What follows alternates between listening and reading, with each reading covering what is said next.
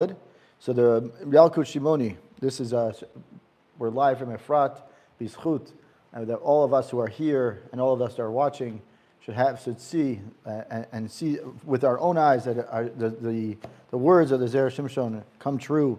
And it says, good. So it says here that for those who it says your eyes shall see wise and intelligent children and grandchildren. Your homes will be filled with all that is good. Neither wealth nor honor will cease from your descendants until the fulfillment of you will see glory of Hashem. So now the Zera Shimshon giving us all a bracha that we should see that our children, we should have no issues with parnasa, Zrat Hashem, and continue to, as I mentioned, that Re'eh is Re'u, or Re'eh Elul Higia, right? So Elul is coming. Bezrat Hashem, next Monday, a week from Monday, is the Hilula in Yerushalayim. Of the Zera Shimshon. The Zera Shimshon's yard site is in Yerushalayim. Bezrat Hashem. I guess so. We'll get more of the details, Bezrat Hashem, and then we'll start sending it out. So, Monday, you said? a week, not this coming Monday, a week from Monday. Yes, Vav Elul, this is Hilula. Right, it's Monday night. Anyway, so it says, Midrash Yalkut, Aser ta'aseret kol tuat zarecha yotzei hashana sadeh shana shana. The Yalkut Shimoni says, on the pasuk of Aser ta'aser, it says, Im zechitem sof shatem yotzim lizra sadeh v'im lav, sof shayotzei sadeh mitkareh bechem, ve'eze zeh isav. Dichtiv ish yodei atzayid ish sadeh. Ad kadosh shano. So the Midrash says that when by giving the meister, giving the amount of money to tzedakah, and you give all that of which your field, he says, Im zechitim, if you merit to give the right amount of money, Sof shatem yotzim lizra sadeh. Then you will what? Then you will be able to continuously give more and more, and you'll see more produce. Vim lav. And for some reason you don't merit to give the right amount of tzedakah or meiser. Says Sof shayotzei sadeh. The person who was called the yotzei sadeh, right? Mitkareh bechem. He will incite you. And who is that? And it says Esav. That's the Midrash says that Esav is the one who's called Ish Yodei Atzayid Ish Sadeh. So the word sadeh, Yodei Atzayid Ish Sadeh, so it's saying that Esav will go out and incite us if we don't give the right amount of meiser. So the Zera Shimshon asked the question, Kasher lama davka ba'avera zu yitgareh Esav yoter misha averot, right? Why is Esav holding a big gripe or a big issue on the avera of meiser? V'yesh lomar sharei Matzinu she'esav haya merameh et aviv b'mitzvat maaser k'mo she'perish Rashi l'pasuk yodei atzayid.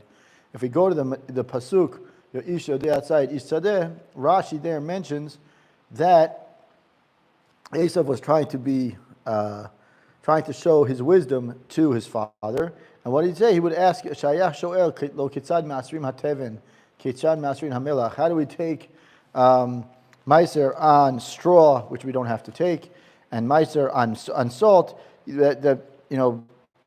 These are not questions that we should be asking, but it makes Esav look good by asking these questions to Yitzchak, even though that we don't have to do that. In other words, it sounds like he's asking good questions, but we're really not. Now, or he's really not. So now the question is, why is Esav provoking us around this mitzvah? Okay, so it says here. So the question is, the Zera Shimshon's question is twofold. One question is, he says, why is it specifically this mitzvah? And then the other one is, why would he go out and cheat his father on this mitzvah, meaning the mitzvah of meiser, as opposed to any other mitzvah? So there's two questions which are very similar in the regards to the overall direction, which is the idea of why would Esav create hostility against Am Yisrael on this mitzvah, and the other one is why would Esav choose this mitzvah to ask these kind of questions that make him sound really intelligent, but he's actually just deceiving his father.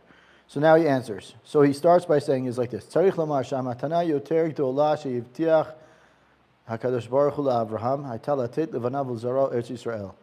So he says, is the biggest gift that Hashem promised Avram was Eretz Yisrael, as it says, "Kedichtiv vayiven sham mizbeach laHashem al besorat Eretz Yisrael." Rashi on the pasuk that says Ven Sham Mizbeach Hashem, Avram builds a Mizbeach, and Rashi says there the reason why he built a Mizbeach, why Avram built a Mizbeach right there to Hashem, is because he was received the Hashem promised him the land of Eretz Yisrael, meaning that up until then, Avram was unsure. He wasn't, he was happy and everything else, but he finally received the good tidings that Hashem is going to promise him and give his children Eretz Yisrael. So he says, okay, that's it. Now he builds a Mizbeach. V'nei az ba'oto hazman haya be'oto hazman haya muchzak ba'Knani. Right? We know that at that moment, during that time, the Knani, that is the Canaanite nation, was the one who was holding on to Eretz Yisrael. V'akadosh baruch hu hivticho lotzio misham k'mo sheperush Rashi sham atid ani lachzira. So at that moment, when the Knani was living in Eretz Yisrael, when Avram was promised Eretz Yisrael, the Knani were living there, and Hashem told Avram, I know that they're living there right now, but I'm promising you that I'm going to get them out. K'mo sheperush Rashi, that's Rashi mentions, and what is Rashi? What is it? Ulichora near Rashi Yisrael, and this is very relevant to today. What do we know about Bnei? What do we know that people say that we're about Eretz Yisrael? That we're colonizers, right? We're the ones stealing the land. Settlers. We're settlers, right? Look what it says here. He says it himself. It's not me saying it. Lichora ne'ireh. It says in theory it looks like Yisrael gazlu ha'aretz meknanim, right? It looks like the Bnei Israel were the ones stealing the land from the Knanim. K'moshe perish Rashi ala pasuk bereshit bara Elohim, the famous Rashi on the first Parshat, the first pasuk of the Torah.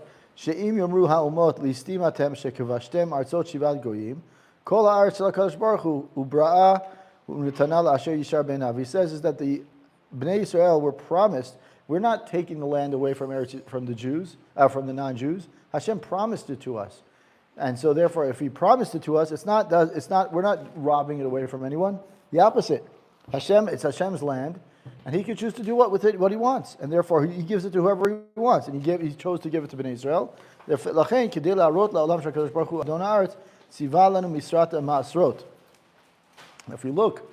at when was the mitzvah of Meiser given to us? The mitzvah of Meiser was given to us after we come into Eretz Yisrael. If we look at the Psukim mentioned it in this week's Parsha.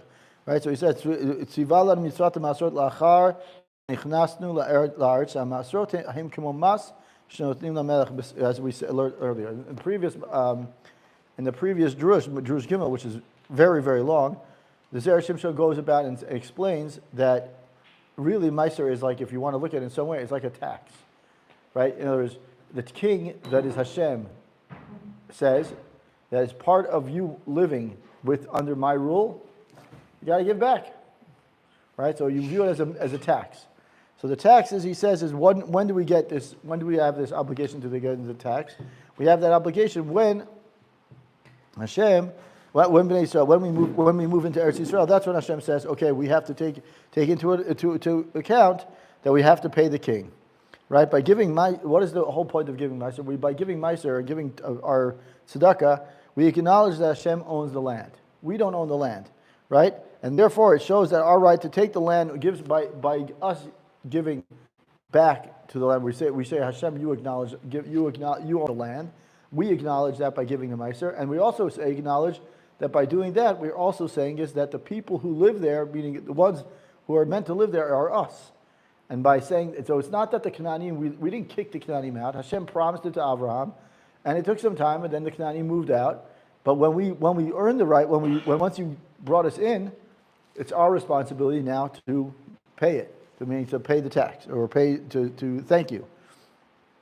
Now it says, "Nimtza shemisha rotzeh lizakot b'matnat haaretz, tzarich sheyodeh sha'aretz hi shel HaKadosh Baruch Hu, v'tzarich nami sheyitchayev atzmo lotzi ha'maser." It seems from this, all this, based on this, we could say that whoever wants to enjoy the gifts of Eretz Yisrael, we have to acknowledge that the land belongs to HaKadosh Baruch Hu, and we also have to willing to accept the fact that we are responsible for giving Meiser by doing that. And then he says, "Ve'esav shahaya." Now we go back to Esav. Esav shahaya rotzel zakot b'matnat haaretz. Esav, what did Esav want to do? He wanted to get the blessings of the land, right? And he wanted Yitzchak to give Esav wanted Yitzchak to give him, meaning Esav, the land, and so he wanted to start asking, and therefore, that's why Esav knew that the only way to get the land of Eretz Yisrael is to give Meiser, because that is the sign that's showing that I acknowledge that the land belongs to Eretz Yisrael, belongs to Hashem. By giving it to Hashem, I have to take, by acknowledging it, I also have to accept the responsibility of giving the Meiser. So he says is that, well, that's why Esav specifically, which answers one of our questions from the beginning, is that one of the questions was, what's Esav deal with this mitzvah versus any other mitzvah? And by saying, but he realized that Meiser is the mitzvah that shows your connection to Eretz Yisrael. And so therefore, Esav was the one who kept on asking, how do we give Meiser on salt? How do we give Meiser on straw? Excuse me. So he says, in the end, Yitzchak, we know that Yitzchak gave Eretz Yisrael to Yaakov Avinu and not to Esav. And though he does not say it explicitly, the Zera Shimshon mentions here that we can infer that it was that it was not there was an infer. We infer that he didn't give it to Eretz. He gave it to. We know that he gives it to Yaakov. But we can also infer that he didn't give it to Esav, and we'll see now in a second. When we read the psukim of Yitzchak giving Yaakov the brachot, it says, "Vayelech el eretz," right? And the Ramban there, Shepiresh Ramban al pasuk Vayelech el eretz. When you look at the psukim in the Ramban, it mentions Esav, when Esav is leaving Eretz Yisrael, he takes all his land, all his wives, all his things that he owns, and he leaves, and his wealth he had acquired in the land of Canaan. He went to a land because his brother was in Eretz Yisrael. So what the Ramban there says is this is where we see from there. The Ramban says from those psukim we see that Esav never got the bracha of Eretz Yisrael. Okay, that's what he says. Is we explained that there by saying that because it was necessary for Esav to leave. We can automatically infer that because Esav was leaving, we understand already that he granted Yaakov the rights to Eretz Yisrael, and therefore Esav is out. And that's why we can explain right? It says here that the bracha that Yitzchak gives to Yaakov, it says is that you should receive the bracha, the greatness and the great flavor of Eretz Yisrael. Klomar. Kol shefa aretz yavo min HaKadosh Baruch Hu. All the bounty of Eretz Yisrael will come from Hashem, right? And it says if you acknowledge that the land belongs to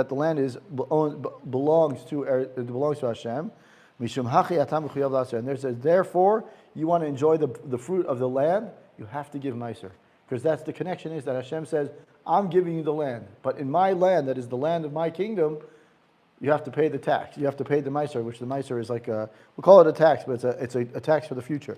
A tax, you're showing appreciation, and therefore you want the future benefits as well, and therefore the meiser is like that. Well, he says, "V'im lo ta'aser," and if you don't, God forbid, you don't give meiser, lo yelecha, you will not have the rights to land or its bounty, or everything else. V'chiyuva ma'asrot eno ela be'eretz Yisrael. If we look at the end of the day, it could be that we might have to say that he says that the obligation of giving maaser really only applies to Eretz Yisrael. Nowadays it's less so, but maaser has more of a importance and significance, in Eretz Yisrael. Aval Esav. Now, if we look at what he says, now if we compare what he says to Esav versus what he says to Yaakov, and with Yaakov it said V'yitin lecha Elohim et bital shamayim v'shmei haaretz. Now, if we look at what he says to Esav, Aval Esav amar mishmanei haaretz yeh m'shabecha. In contrast to what he said to Yaakov, Yitzchak says to Esav, "You will have the fatness of the earth. You will live in a place that's filled with. You'll live in a place that's filled of great food, but you won't. It's v'lo yeshuman perot k'mo ba'eretz Yisrael. But not that it won't have the same sweetness and flavor that you have as you have in Eretz Yisrael. I always like to say whenever I go on business trips or whenever we go to America, you eat a cucumber here, like in Israel, versus eating a cucumber in America. The taste is like night and day, right? So it's the same thing, and that's what he's really saying. In what Yitzchak was telling to Yaakov and Esav is Yaakov. Yitzchak gives the bracha to Yaakov, he says, Hashem will give you the tal shamayim, the dew and the fatness of the land. But when he tells it to Esav, he says, Mishmanei haaretz, from the fat of the land you will live there. That's where you will reside. But it won't be the fat, and the flavor will not be as in the sweetness of the produce, right? A tomato will never taste the same. Eretz Yisrael tomato will never taste the same as a tomato from outside of Eretz Yisrael. It just never will. And then if you look in the Psukim, in the Gemara mentions that V'zohi atalia shel Yavan k'mo sheparashu zichronam l'bracha. If you look, the bracha of Esav that he received is that he'll actually go to what's called the Italia of Greece, right? If you look in, it's mentioned several times in Megillah. It's mentioned in Shabbat, several other places. It's mentioned that this is a place that's very filled with great food, great flavored food, but it's not. It's a place that's meant for Esav, and it's not meant for Yaakov. And he says, but at the end of the day, what do we see from all of this? We see that Yitzchak granted Eretz Yisrael only to Yaakov and not to Esav. Now, before we continue, we have another point that also gives us a little more understanding of what Yitzchak's bracha is. Inami, alternatively, we also say the Moshavecha, where it says Ratzalomar ben Moshavecha. When we look at the word of pasuk that says your dwelling place will be Esav's dwelling place will be a place where there's good fatness in the earth. As long as Esav dwells there, meaning in this place called Italia of Greece, his portion will be good. But afterwards he will disappear. So what is he trying to say? He's trying to say that the Ramban, as we go back to the Ramban, says that since Yitzchak didn't say to Esav, V'itein lecha, right, Elohim, just like he said with Yaakov. So therefore we can see already that the bracha that Yitzchak gives to Esav is only a temporary gift, and it was not lasting, and therefore, as the bracha that he gives to Yaakov is everlasting. So that's already something. So that's something that we will. That's also an important part is that Yaakov's bracha versus Esav's bracha. The Esav bracha is temporary as long as he's living in the place called Italia of Greece, which is mentioned in the Gemara, and several other places in the Mefarshim and everything else. But the bracha of Yaakov is everlasting. Now we go back at one step, and therefore, he says, Umitam zeh im Yaakov vanav lo yafrishu masrot. He says, if Yaakov and his children do not separate Meiser, which we already said, im kein einam modim sha'aretz yishal HaKadosh Baruch Hu. He says, by doing that, we acknowledge that the land does belong. We will not be acknowledging or recognizing that the land belongs to HaKadosh Baruch Hu. Umatnat ha'aretz chozeret, and therefore the gift of Eretz Yisrael will be taken out. And what happens when we take out the bracha of Eretz Yisrael from the Jews? Then what will happen? The non-Jews will start saying, what? We're Gazlanim. We're people, we're stealing, right? So if you think about what's happening today, people are calling us, I'll say colonizers, people we don't deserve the land, whatever it is. Maybe that's a hint for us to wake up and say, maybe it's time for us to give a little bit more, right? In other words, to give ourselves. And by the way, Meiser doesn't only have to mean money. Meiser could be your time. It could also be doing good things. It doesn't have to be money. That's clear. But it has to be that you're recognizing and acknowledging, and even by just stating the fact that you say, I am fortunate enough to live in Eretz Yisrael. I'm fortunate enough to have this great shefa that's coming out of Eretz Yisrael. That's enough already just to recognize that, acknowledging it. Then obviously if you can give money and if you can give your time and you can give, well, I think Rav Moshe Feinstein said, it's Rav Moshe Feinstein. You're learning. 10% right. of your learning. Right, to teach. So every Avrech should give 10%. Right, it's also about learning. It's also about, I think Sefer Chinuch says, in this week's Parsha, he says that it's not only about giving money, it's also about doing good things for other people. Because some people can. That's the point, is that you're giving of yourself and you're giving of your talents to other people, and that's what you can. That's whatever you can. Was this bracha, was it given when Yaakov thought, when Yaakov thought he was blessing Esau, but it was really Right, Esau? right. So if there wasn't that switch, he would have blessed Esau. Correct. Correct. So that's one of that's something I just mentioned here. I think he mentions it with the brachot there. He mentions like the whole idea of switching. But the whole is in the Torah. The whole Torah is like, if Adam and Eve wouldn't have been, if Moshe would have been. we don't ask those questions. The question is why? No, I mean, why would he bless Esau with this? Exactly. Anyway, so he says now we understand that. Now we understand the connection between giving Meiser and Eretz Yisrael, and why it's important for Bnei Israel to be giving maaser all the time. Now we have to ask a question as to why Vatam she'esav ibed et brachot. So he says here. So we go back one step, and he says, Im Yaakov v'anav lo yafrishu maasrot, im ken einam modim she'aretz hi shel Kadosh Baruch Hu matnat ha'aretz chozeret v'hem nikrim gazlanim. Then he says they'll be considered thieves since they're not recognizing Hashem as being the owner, if you will, the owner of Eretz Yisrael. And now he says we have to understand why didn't Esav receive the bracha? Kind of answering your question, why didn't Esav get it? Right? And so he says, Vatam, this is the last paragraph of this drush. It says, Vatam she'esav ibed et brachot. Why did Esav lose the bracha? Hainu bishum dichtiv ish emunot rav brachot. It says, a man of integrity will get more bracha. V'kshalach Esav hasadeh, ketiv latzud tzayid lahavi. If you look in the psukim, it says that when Yitzchak commands Esav to give the bracha, bring the food. When Yitzchak says to Esav, please go get the food, the pasuk says, "Latzud tzayid lahavi." It says, "Go out to run." He went out. Esav goes to the field to hunt the game and to bring. Meaning, he'll go out and hunt the animals and to bring. Rashi there. It says that Shahalach b'machshavash im lo yimtza min ha'efker yavi min ha'gezel. So he says, Rashi quotes the midrash that says is that Esav said, "My job is to bring the food. How it gets there, my father doesn't care.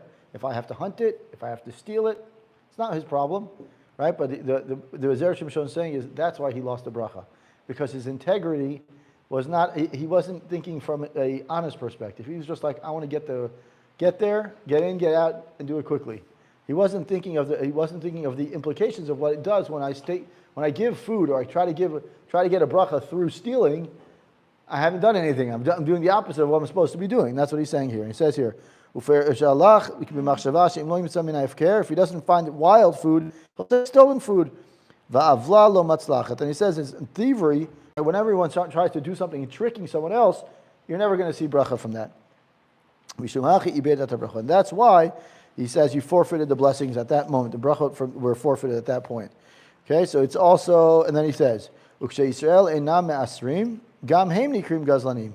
just now we go take a deeper insight into the midrash itself. He says when Bnei Israel don't give meiser, the people call Bnei Israel gazlanim. Okay, God forbid, they're called thieves, right? Because they also forfeit the right to Eretz Yisrael because they're not acknowledging the fact that Hashem is the one in control.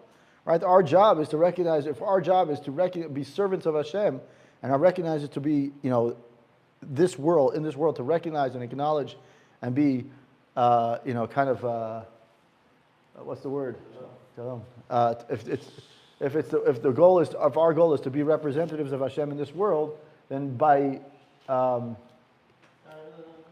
so it's just so the goal is, if that's our goal, then the only thing that we can do to acknowledge that Hashem is and we value Hashem is by giving meiser, and therefore it says Esav na'ikra ish sadeh, and therefore yitgareh b'hem. That's why the midrash says that when Esav, the midrash says that Esav, the person who is known to go out into the field, he will be the one who kind of it will incite us against us because he knows the value of meiser. So since Esav is the one who knows the value of meiser, by undoing that, by us not giving the maaser that we're supposed to, then we're basically allowing Esav to come in. Dichtiv v'haya kasher taridu farakta ol mitzavarecha ulo mitzavarecha. And also, when Yitzchak gives the bracha to Esav, it says, "By you should live by the sword." Meaning, Yitzchak gives the bracha to Esav. It says, "But you should live by the achor becha tichyeh," right? V'tachicha toved.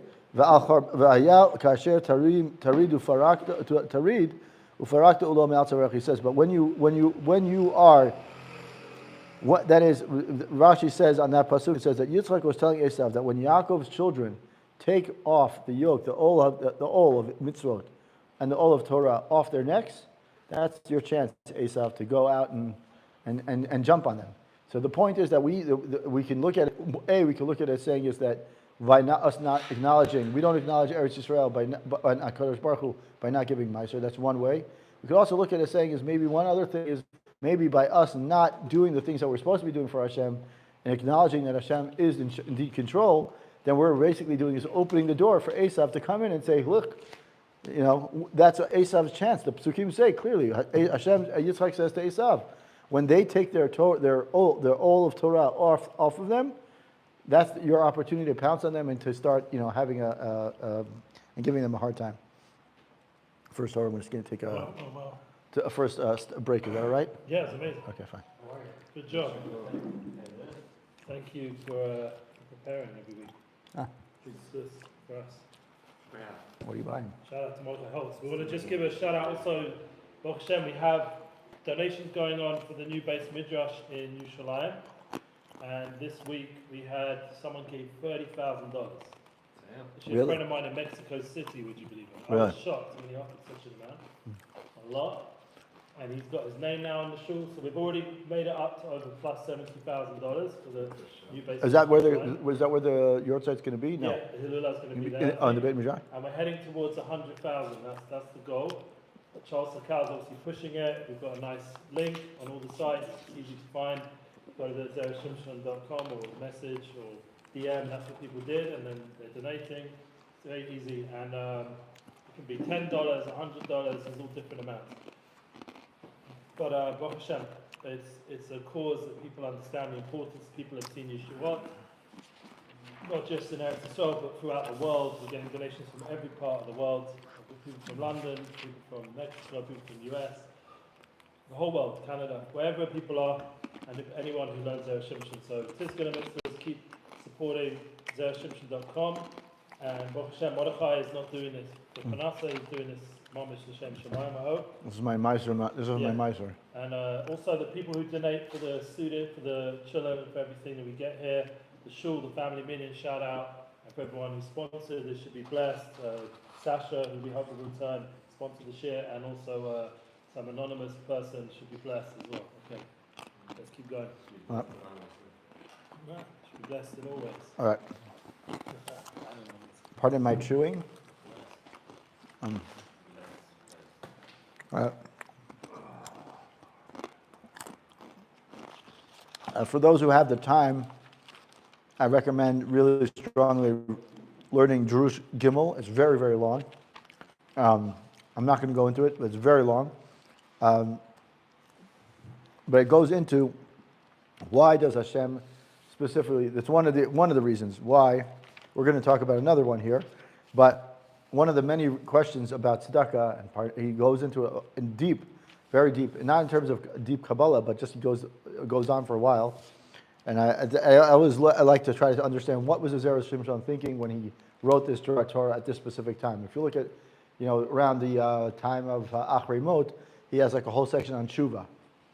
And so the question is, why on tshuva there? Like, why doesn't it belong, if you were to look at the time of the year, it should be around Rosh Hashanah Yom Kippur time as opposed to, but I think if we look, the Parshat that we read on Yom Kippur is Achrei Mot. So he probably puts it in there for that reason. Also the Kohanim had to be Maharher Tshuva. Anyway, so I think the reason why he focuses so much on Meiser now before Elul, because this Re'eh always happens around Elul time. Right. So since Re'eh always happens around Elul, so he goes deep into tzedakah around Elul, because it's one of the things we know is that tzedakah is a very important aspect of seeing Yeshuot for the next year. Amen. So, with that in mind, we'll continue with the theme of giving maaser, giving tithes or giving tzedakah. And it says Drush Hey, the next Drush. It says, again he quotes the Yalkut Shimoni. It's actually the Yalkut. It's one Yalkut Shimoni, one chapter after. One chapter before. It's Drush Hey. One chapter before the Yalkut Shimoni that which we quoted in the previous Drush, and he says, Aser ta'aser, v'samachta b'chol hatov. The Yalkut Shimoni says that this week in this week's Parsha, we're talking about giving maaser from our crops and our planting and everything. And then in a few weeks, we have Parshat Kitavo, which says, when it says, v'samachta b'chol hatov, you shall rejoice with all the goodness. There, we're talking about the Bikurim. But the Midrash somehow brings the two together and says that there's a connection between the two. And he says, Ein tov v'samachta b'chol hatov, and the Midrash says, Ein tov ela Torah. Dichtiv ki lekach tov natati lachem. Lefichach Moshe mazhir et Yisrael aser ta'aser ad kalan l'shono. So the Midrash basically says that he takes the pasuk of aser ta'aser, which is this week's parsha, and in a few weeks we have Parshat Kitavo, which says v'samachta b'chol hatov. And since both are talking about taking part of your food, taking part of your earnings, and giving it to Hashem, the Midrash seems to have put them together and said that they're both talking about one thing, and what are they talking about? Torah. And said, zt'l, this is actually very relevant for us learning Torah and learning in general about giving maaser to organizations and to people that are valuable and relevant and important. And he says here, Lefichach Moshe mazir et Yisrael aser ta'aser. So Moshe, specifically Moshe, is the one who, Moshe Rabbeinu that is, he says he's the one who's warning Bnei Yisrael and reminding Bnei Yisrael the value of giving a maaser. And he says, so that's the Midrash. And now the Zera Shimshon asked a question. Ma inyan Torah le-maaser. What is the connection between Torah and maaser? We know there's always a question about giving money, and we know that there's a question about, there's connections, a lot of different mitzvot have connections, but I've never heard of the connection between giving maaser and Torah, right? Usually we hear about giving maaser that you're going to get rich, so you can give more tzedakah, or you can, if you help someone out, you'll get some other kind of benefit, but there's never usually a connection between giving maaser and Torah. And at least, yes, it's important to give maaser to support Torah, and he's going to talk about that, but there's never like this correlation between the two. He says, and the reason why I introduced the drush by saying that we should learn Od Gimel is because he mentions here,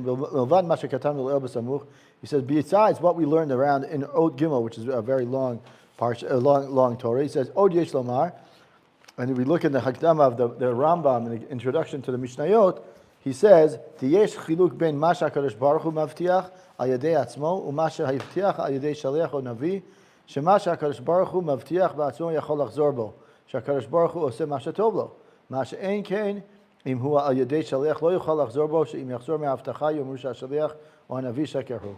So he says, the Rambam, this is not, we're not making this up, the Rambam says that there's a difference between when Hashem makes a promise and when Hashem makes a promise through a Navi. When Hashem makes a promise himself, he can always say, this is not the right time, I'll wait a little bit longer to see that you have to be deserving it. But when he makes a promise through someone else, like let's say, I don't want to call it an emissary, but we'll call it a Navi, when he makes a promise through a Navi, or a Navi says, this is what Hashem said, like Moshe Rabbeinu, then Hashem has to keep it. Because if he otherwise, Bnei Yisrael are going to say what? They're going to say, he was a Navi Sheker. And that's the next week's in Shoftim. Shoftim talks about Navi Sheker. Anyway, so he says, V'divrei Hayamim. Now, if we look at that's the Rambam. And now he says, if we look at the Divrei Hayamim, he says, Vayomer la'am liyoshvei Yisrael latet manat kohanim lavim aman yechazku b'torat Hashem. We look at the Divrei Hayamim. Chizkiyahu says to instruct the people who live in Yerushalayim, and he instructs the people there. He says, "Latet, you have to give a portion of your maaser to the Kohanim and Levim. Why? L'man yechazku Torah Hashem, so that the Kohanim and the Levim will strengthen themselves in Torah." And he says, "I'm reading the Parak Yudaf the Sanhedrin. If we look at in the last parak, I believe it is, of Sanhedrin, what does it say? Kol ha'machzik b'Torah Hashem yesh lo moneh ve'en notrim matana l'choyin ha'ma'aretz." So he says that when the Gemara in the 11th parak of Sanhedrin says that any Kohen who upholds Hashem's Torah, he's entitled to receive a piece of the truma, and we don't give truma to a Kohen who is an Amaret. So what is he making the connection here? He's saying is that the pasuk in Divrei Hayamim is telling Chizkiyahu is telling his Bnei Israel to give money to the Kohanim and the Levim in order for them to be able to learn. Because once they're learned Kohanim and Levim, then they're merit to get the Truma. Otherwise, they don't merit. Also, we also know that anyone who learns the Torah and gives money to Torah and gives money to Torah scholars, right, and allows them to study Torah, hu mitasher, he himself, that is a person who donates money, becomes wealthy. V'yesh lo harbei tova, and he has abundant, a lot of good. You look in the Gemara in Sanhedrin, and it says, that's exactly what it says. It says that a person who supports Torah, and a person who supports Talmidei Chachamim, we enable him to learn Torah. Therefore, he will become wealthy as well. Why? Because we're creating the endless loop, what I call the infinity loop. The infinity loop is that I'm encouraging more people. I'm supporting Torah. Torah is therefore that person can then learn more, and therefore that person can teach more, and therefore the person who's teaching, now you get more merit, more zchut. So my money, my dollar that I've just given to Torah now not only has let someone learn, but now that learning can now also teach. and therefore it's the infinity loop. So v'maaser nitan l'Yisrael kedei shekulam yizku l'Torah. The mitzvah of maaser, what's the reason why we have the mitzvah of giving tzedakah? Is in order for us to merit a share. We're shareholders, right? By us giving money to Torah, we become shareholders in the Torah. So in order for us to become in the best stock, right, the best stock ever created, in order for us to do that, we have to give maaser. That's the way we buy our shares. HaKohanim v'Alevim yocholim lilmod Torah, right? Like I said, the Kohanim and the Levim are able to learn Torah. Nimtzah shekol Yisrael garmu zot Torah, right? By giving money to the Kohanim and the Levim using the psukim from Divrei Hayamim, by Bnei Israel giving money to the Kohanim and Levim, we buy our share in the Torah, and therefore the Kohanim and Levim are learning, and therefore they're teaching, and therefore it becomes the cycle. That's why the pasuk says, right? It says here that the tree of life who give us strength in it, and its supporters, right? The people who support the Torah, they get osher. Osher is not only fortune, but it's also they are fortunate in general. Now he says, now that we have these two ideas, one idea is that there's a difference between a person difference between when Hashem makes a promise, He has the ability to say now or a little bit later, fulfill my promise, and then conversely, when He makes a promise via a navi, then He has to do it right away. That's part one. And second part is that we have this pasuk from Divrei Hayamim, which teaches us the importance of giving money to. In that case, it was about Kohanim and Leviim for them to learn. But in general, us giving money to Torah study allows us to continue and to create the cycle and invest in the best investment, which is my money invests in Torah, and therefore the Torah then continues to learn, etc., etc.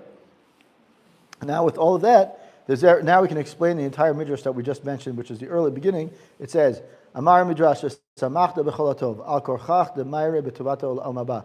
The Zera Shimshon says is now the midrash makes sense. It says the midrash says, it quotes the pasuk from Kitavo, and he says there in Kitavo it says samachta b'cholatov. How can we talk about? He says that it have to be talking about the goodness of olam haba, the Hainu Torah, right? What did we said? The best investment in the world is learning Torah.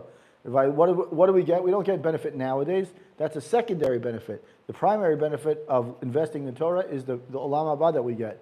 And he says here, Sharei tovot olam hazek kvar ne'amru b'psukim. If you look at the psukim prior to the pasuk that says samachta b'chol hatov, Hashem already promises us all the material benefits that we need. So obviously the kol hatov has to be something in addition to what was mentioned already. Because otherwise, why would you mention all the things and then say again all the good? So it has to be two separate things. And therefore he's saying the Zera Shimshon says that the kol hatov is talking about olam haba in the Torah. V'od delo shayach behem kol simcha ve'nam ruim likarei tov b'stam. Right, and also what he says is that we look at the word samachtu kol hatov, it wouldn't be appropriate for material things to be called good, because at the end of the day, material things are nice to have, but we don't need them, right? But they're simple things. They're not meant to be. They're things that walk away. They have a short lifespan. You don't need that. We don't need material things. And so he says, by not having the material things, we can't call it kol hatov. And therefore, he says the tov has to be talking about something else. Mishum hachi,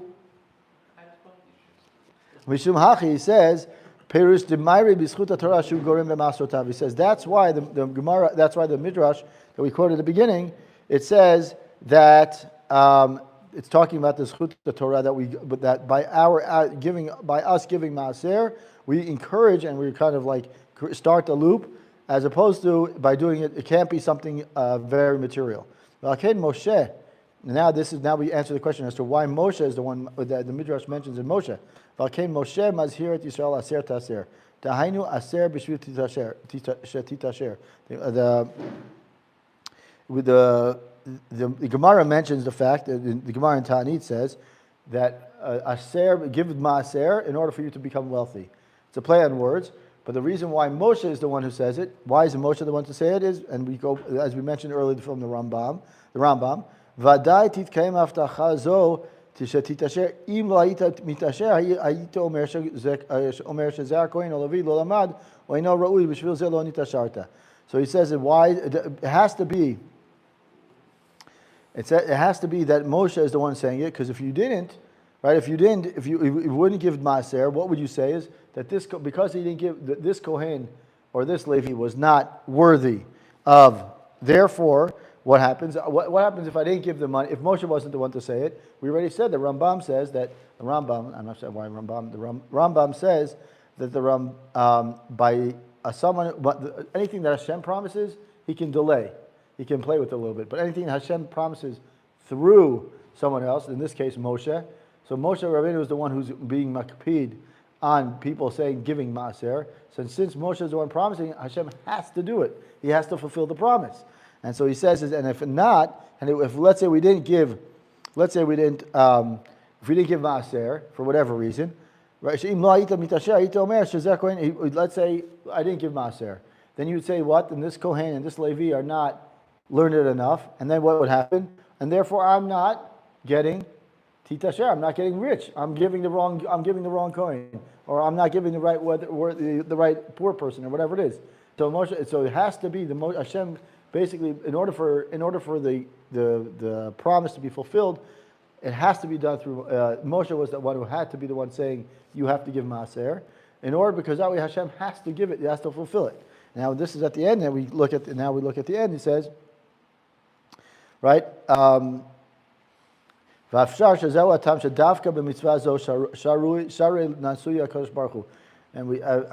seen it myself in many ways.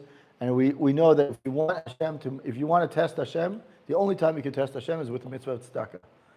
You can say that I want to give a lot of money, and Hashem will somehow, miraculously, it works.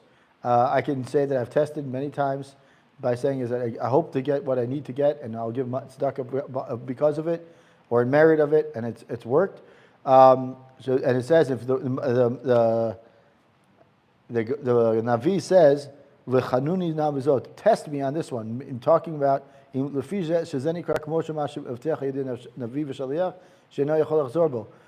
the Navi says, test me, it says about Hashem, test me about tzedakah. He says, if you don't think that, it says here, test me now through this.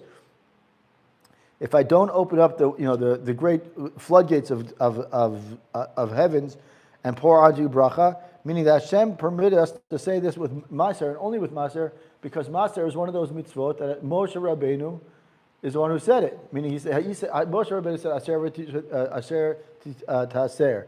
And as we learned before, that because Moshe is the one who promised it and not Hashem, since Moshe was the one who did it, so Hashem has to fulfill it. And therefore we see at the end of the day that we cannot test Hashem in any other mitzvah, but a person who might, because we might say, the person, he might have sinned, he might not merit it, etc. But because one may test Hashem with regards to Maaser, because there the blessings, the brachot of Maaser were promised to were promised through Moshe, and therefore Hashem has to keep them. And also they're promised, they're certain to be materialized, even if one has over and averot, because it's such an important mitzvah. Baruch Adonai Olam, Amen ve'Amen. Wow. Valdik. See you next week.